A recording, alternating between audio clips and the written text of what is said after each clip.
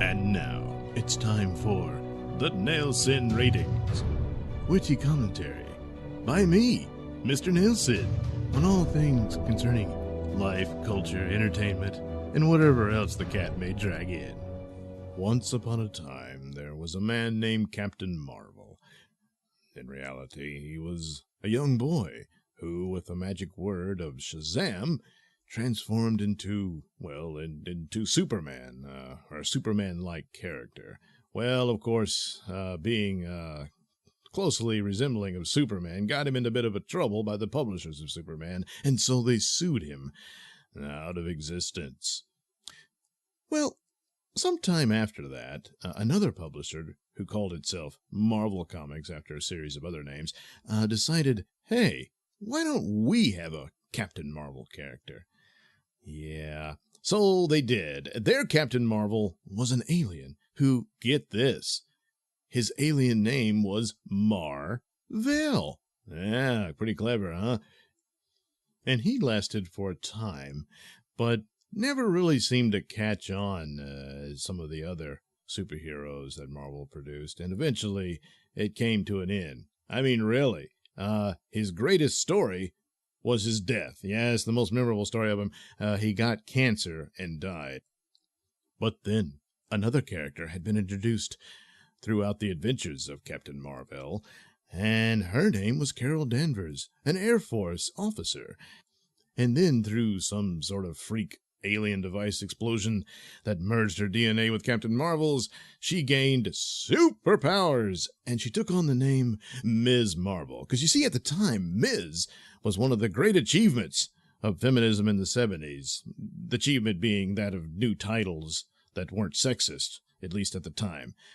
So Ms. Was the prefix that she carried for her name, Ms. Marvel. And she adopted a costume that was very similar to what Mar-Vell had worn. Well, obviously, showed a lot more skin, but that's because women are prettier than men. It's just a fact. There's nothing you can do about that. You can deny it, but you're going to lose. So at the time, she ended up being a writer at the Daily Bugle, where Spider-Man worked. Yeah, I think they were trying to introduce it as some sort of Spider-Man type title because, well, Spider-Man was the most popular character, so why wouldn't you? So right off the bat, she's, fighting the Scorpion, putting up with J. Jonah Jameson, all that stuff. And an interesting thing about the early stories was that she didn't know she was Ms. Marvel. She would black out and become Ms. Marvel, almost as like she had a multiple personality disorder, but that was quickly dropped, and she's just one and the same. Eventually, she adopted a new outfit that was her own, and that's the one she was mostly known for. It was this black outfit with this strange S-like looking shape of a zigzag, I guess, lightning bolt. I never understood what that was supposed to mean. Why isn't it an M? But anyway, that was her deal, and that was her look, and her identity since, the late 70s. Eventually, she lost her powers to the X-Men. Well, I don't think she was in the X-Men just yet, but she was this mutant rogue who could absorb superpowers from other superheroes, along with their thoughts and whatnot. And so she did. She did just that, and apparently she held on a little too long, and she absorbed everything from Ms. Marvel, and Ms. Marvel ended up in a coma for a while. And then suddenly Rogue permanently had Ms. Marvel's powers. So eventually Ms. Marvel comes back, and then she becomes this other character named Binary, but that never really caught on. No one cared. And eventually she was brought back in her original outfit. They called her Warbird for a time, but no, that wasn't any good. For some reason, suddenly it was like the name Ms. Marvel was an embarrassment. I don't know why, but yeah, they didn't want to call her that. Now, part of the reason might have been that there was a new Ms. Marvel in between. This was a woman named Sharon Ventura, and she ended up with the Fantastic Four for a while, and even turned into a thing like the Thing. But, yeah, that's pretty much forgotten. So, eventually she got her name back, got on the Avengers, but she was an alcoholic, so they gave her that to deal with.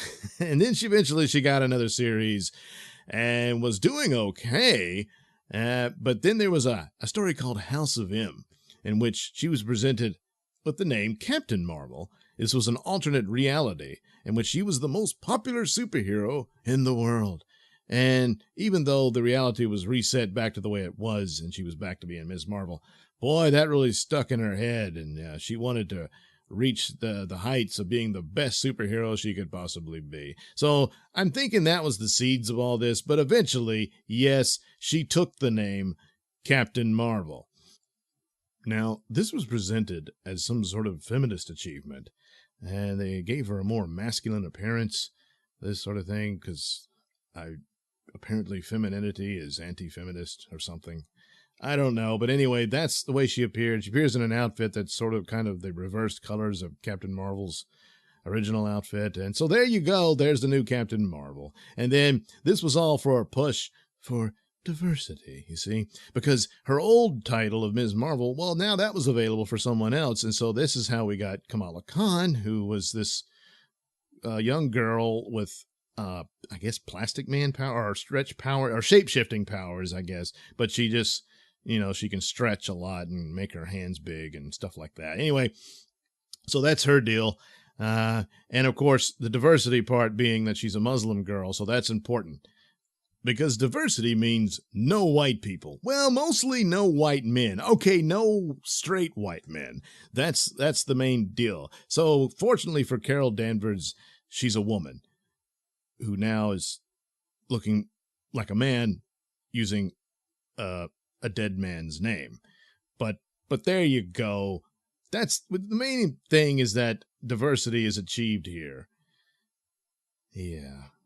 Turns out, back in the 80s, when I was young, starting out my addiction to comic books, which there is no cure for, it's forever, sorry, there was another Captain Marvel that Marvel Comics produced after the death of Marvel, and her name was Monica Rambeau. That's right, a black woman.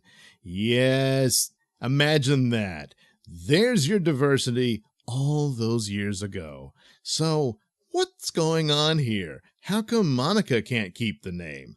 So, apparently in today's Marvel Comics diversity, you can take the title of Captain Marvel away from a black woman and hand it to a white woman. Well, okay, let's be fair here. She lost it first to a man. It turns out Marvel had a son, a little action on the side he had, and so he was Captain Marvel for a while. Then there was someone else who was originally called Marvel Boy, I believe, and then he was Captain Marvel, but that was only like for 5 minutes, I think. And so now Carol Danvers is Captain Marvel because, well, she knew the guy, and she used to wear an outfit that kind of looked like his. So, and she got her powers from him, so there you go, she's Captain Marvel. Okay, and she was in the Air Force, so I don't know if her rank was captain, so maybe that's the case. Whatever. So now she's Captain Marvel, but no, Monica Rambeau can't be Captain Marvel anymore. But boy, what an image that conjures, doesn't it? And after all, image is all that matters here, because the diversity for Marvel Comics is just appearance-wise, Yeah, there's no more depth to it than that. And yet here we have the image of a black woman losing her title to some white guys, and eventually a white woman. Yeah, didn't think that through, I guess. It is interesting to note that in this apparent pursuit of some sort of feminist ideal, that you took the identity and title away from Carol Danvers. She built Ms. Marvel. It's what she was, it's what she had been. That's what we know her from. And you took it all away. I mean, this was decades in the making.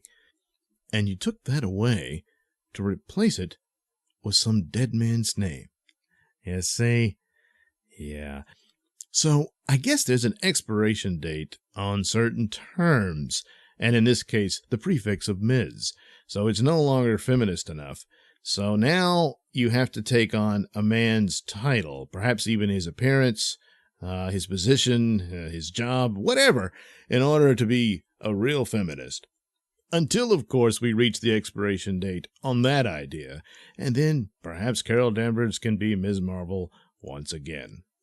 As for Kamala Khan, well, if you want to introduce these new characters and you want to have Muslim characters and all, hey, that's fine, you go right ahead. but couldn't you at least give them their own identity, their own story, so they're not burdened with this crap you're trying to force down people's throats? I suppose that's too much to ask. So there you go. There's that story. And all of it's rather irrelevant because we all know who the real Captain Marvel was. Yeah. Kind of sad when you think about it.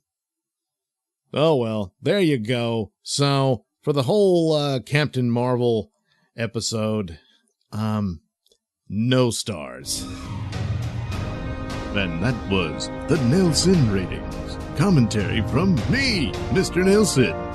The views and opinions expressed in the Nailsin ratings do not necessarily reflect those held by Radio Misfits or any other entity that Mr. Nailsin may or may not be involved with. So, any complaints or comments should be sent to @Mr. Nailsin on Twitter, where they'll be promptly ignored and or blocked.